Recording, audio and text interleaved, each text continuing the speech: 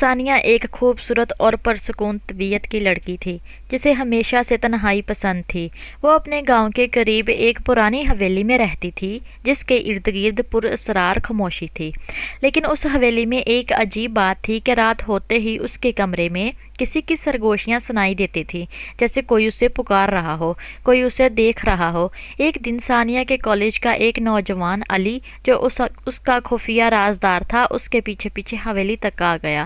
علی نے ہمیشہ سے اسے دل سے چاہتا تھا اور اس سے بات کرنے کے بہانے ڈھونڈتا رہتا تھا، مگر ثانیہ کی خاموش طبیعت کے باعث کبھی اپنی محبت کا اظہار نہ کر سکا۔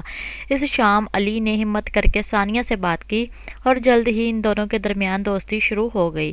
آہستہ آہستہ یہ دوستی محبت میں تبدیل ہو گئی، مگر یہ کہانی اتنی سادہ نہیں تھی۔ ثانیہ نے محسوس کیا جب بھی علی اس سے ملنے آتا ہے تو حویلی میں سرگوشیاں تیز ہو جاتی ہیں اور ایک خوفناک احساس اس کے ارد گرد بکھر جاتا ہے۔ ایک رات جب علی نے ثانیہ سے اپنی محبت کا اظہار کیا تو اچانک حویلی میں سرد ہوا چلنے لگی، دروازے اور کھڑکیاں خود بخود کھلنے لگے اور ایک عجب سا سایہ ان دونوں کے درمیان آ گیا۔ ثانیہ کو اندازہ ہوا کہ یہ وہی جن ہے جس کے بارے میں گاؤں کے بوڑھے لوگ کہا کرتے تھے کہ وہ اس حویلی میں رہتا ہے اور اس کے عشق میں مبتلا ہے۔ جن نے غضنبک آواز میں کہا، "ثانیہ میری ہے، کوئی اور اسے نہیں پا سکتا۔" علی خوف زدہ ہو گیا، لیکن اس نے ثانیہ کا ساتھ نہیں چھوڑا اور اسے بچانے کے لیے ہر ممکن کوشش کی۔ جن نے اپنی پراسرار طاقتوں سے علی پر حملہ کیا اور اسے زخمی کر دیا، مگر علی نے ثانیہ کا ہاتھ تھامے رکھا اور اپنی محبت کی طاقت سے اس کا مقابلہ کیا۔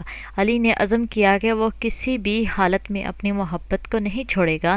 محبت کی طاقت نے آخر کار جن کو کمزور کر دیا اور وہ چیخ پکار کے ساتھ غائب ہو گیا۔